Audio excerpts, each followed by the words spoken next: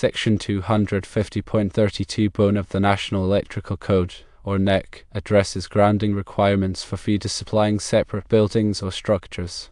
Specifically, it focuses on scenarios where a new grounded service is introduced to a facility with existing feeders. The core principle of 250.32 is that when a new service is grounded, either as a grounded delta or a grounded Y configuration, a new equipment grounding conductor, or EC, must be installed alongside the feeder conductors that supply power to a separate building or structure. This requirement applies even if there are already multiple metallic paths existing between the buildings. Several factors contribute to this requirement. Firstly, fault current path reliability is a primary concern. The NEC mandates a dedicated EGC to ensure a low impedance path for fault currents to return to the source.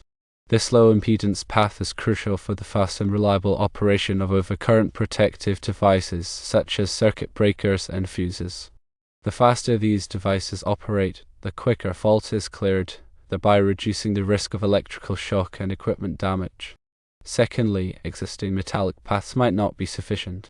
While existing metallic paths like process piping, structural steel, or other metallic conduits might seem to offer grounding continuity between buildings, they may not be adequate for safely carrying fault currents. These paths can have high impedance due to factors like corrosion, loose connections, or inadequate cross-sectional area. Relying solely on these paths can compromise the effectiveness of the grounding system. Thirdly, the NEC prioritizes a dedicated grounding conductor. The NEC emphasizes the importance of a dedicated EGC that is specifically designed and installed for grounding purposes. This dedicated conductor provides a controlled and reliable grounding path, independent of any incidental metallic connections that might exist. The size of the EGC is determined by NEC Table 250.122, and it must be sized appropriately based on the size of the overcurrent protective device protecting the feeder conductors. The purpose of an EGC is to provide a low impedance path for fault current to return to the source. This low impedance path helps to ensure that overcurrent protective devices, such as circuit breakers or fuses, will operate quickly and clear the fault. The EGC also helps to limit the voltage on metal parts of equipment, which can reduce the risk of electric shock. When a new grounded service is installed, the existing feeder to the remote building must be re-evaluated to ensure compliance with 250.32. This involves installing a new EGC from the new service equipment to the remote building's disconnecting means running alongside the feeder conductors. Here's how to interpret and apply this section practically.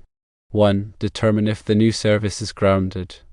Ascertain whether the new service being installed is a grounded system, either a grounded delta or a grounded Y configuration. If the new service is ungrounded, 250.32 does not apply, but other grounding requirements may still be applicable.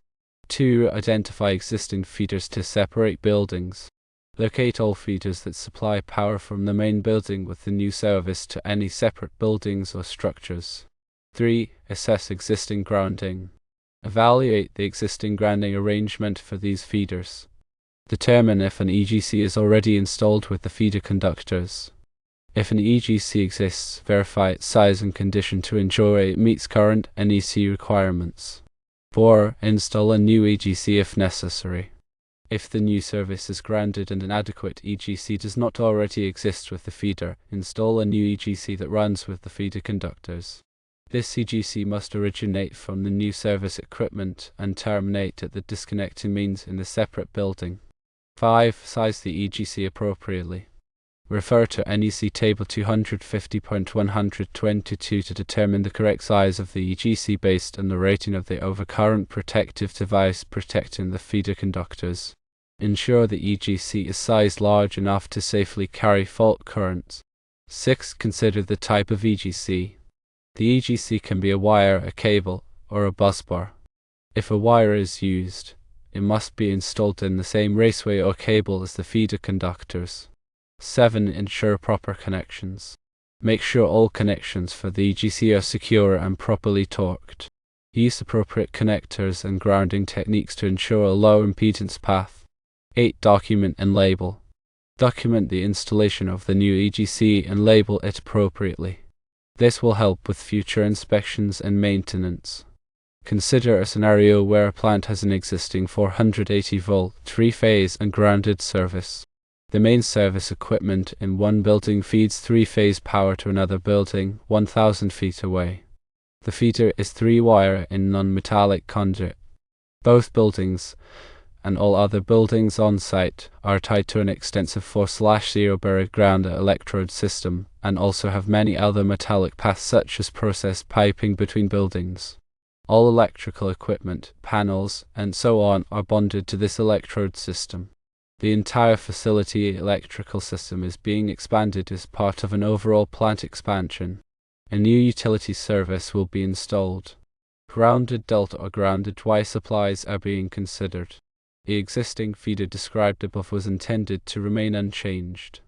Looking at this feeder, it looks like 250.32 burn will require a new EGC be run between buildings with the phase conductors if the new service is grounded.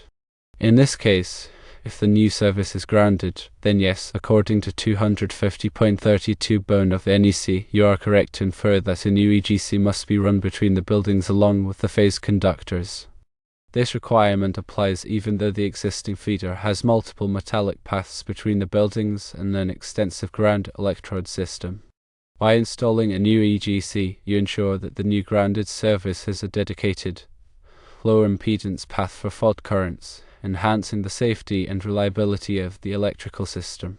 Consider some additional points. Firstly, grandfathering is not applicable. The NEC typically does not allow grandfathering of installations when significant modifications or expansions are made to the electrical system.